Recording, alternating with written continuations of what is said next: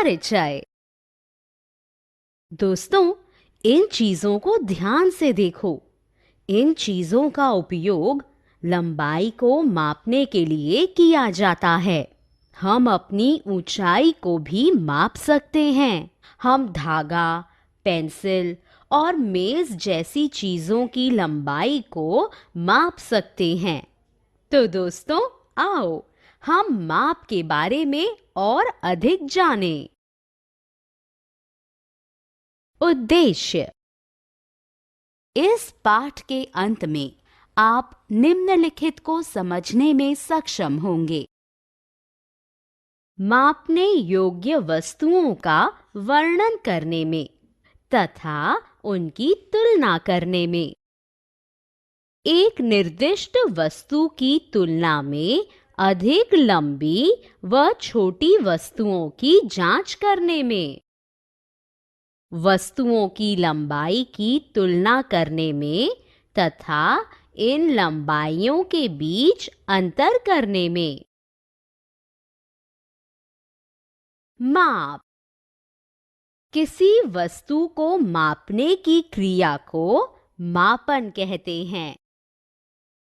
हम समय, भार, ऊंचाई, तापमान, लंबाई, गति व अन्य को माप सकते हैं।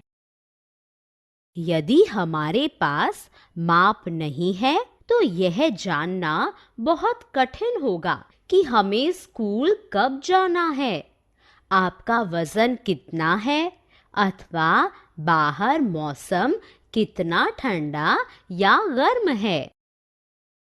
जब हमें यह पता हो कि चीजों को कैसे मापना है तो जीवन बहुत सरल हो जाता है और यही कारण है कि माप इतना महत्वपूर्ण है। मापन इकाई। मानक और गैर मानक इकाई।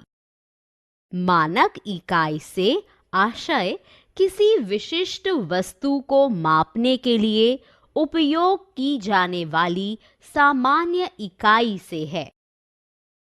एक दूसरे को समझने के लिए हमें एक आम भाषा बोलने की आवश्यकता है। इसलिए समय को मापने के लिए हम घंटे, मिनट व सेकंड, वजन को मापने के लिए औंस और पाउंड, तापमान मापने के लिए डिग्री तथा लंबाई या ऊंचाई मापने के लिए इंच और फीट का उपयोग करते हैं। गैर मानक इकाइयों से आशय यादृच्छिक वस्तुओं से हैं जिनका उपयोग लोग मापन के लिए करते हैं।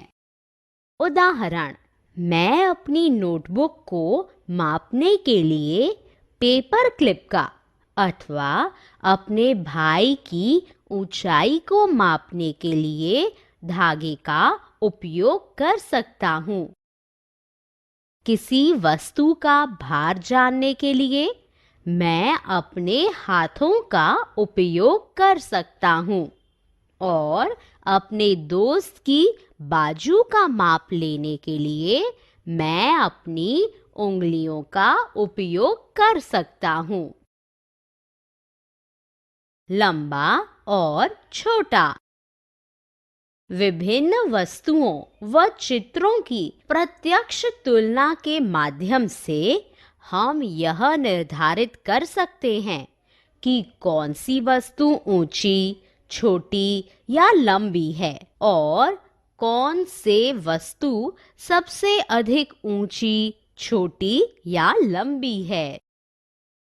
उदाहरण के लिए, यह पेंसिल इस क्रेयॉन से लंबी है।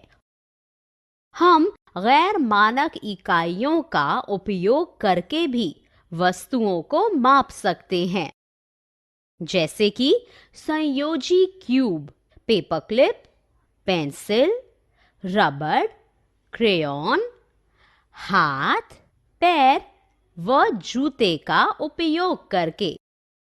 गैर मानक इकाइयां हमें माप की मानक इकाइयों की आवश्यकता से अवगत कराती हैं, क्योंकि जब किसी वस्तु को अपने हाथों या पैरों जैसी इकाइयों से मापते हैं, तो प्रत्येक व्यक्ति के हाथ और पैर की लंबाई भिन्न होने के कारण माप परिणाम भी भिन्न आते हैं। लंबाई दो वस्तुओं अथवा स्थानों के बीच की दूरी को लंबाई कहा जाता है। मीट्रिक प्रणाली के अनुसार लंबाई की मानक इकाई मीटर है। मापी जाने वाली लंबाई के आधार पर मीटर को विभिन्न इकाइयों जैसे मिलीमीटर, सेंटीमीटर और किलोमीटर में परिवर्तित किया जा सकता है। 1 किलोमीटर बराबर 1000 मीटर।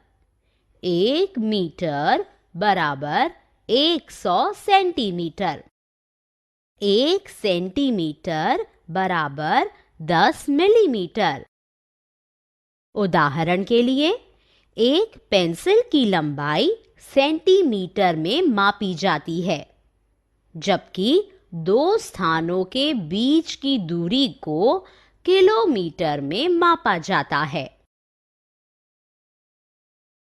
सारांश: हमने जो कुछ सीखा है उसे संक्षेप में दोहराएं। किसी वस्तु को मापने की क्रिया को मापन कहते हैं। हम समय, वजन, ऊंचाई, तापमान, लंबाई, गति व अन्य को माप सकते हैं। मानक इकाइयों से आशय किसी विशिष्ट वस्तु को मापने के लिए उपयोग की जाने वाली सामान्य इकाइयों से है। गैर मानक इकाइयों से आशय यादृच्छिक वस्तुओं से है, जिनका चयन मापन के लिए किया जाता है। दो वस्तुओं या स्थानों के बीच की दूरी को लंबाई कहा जाता है।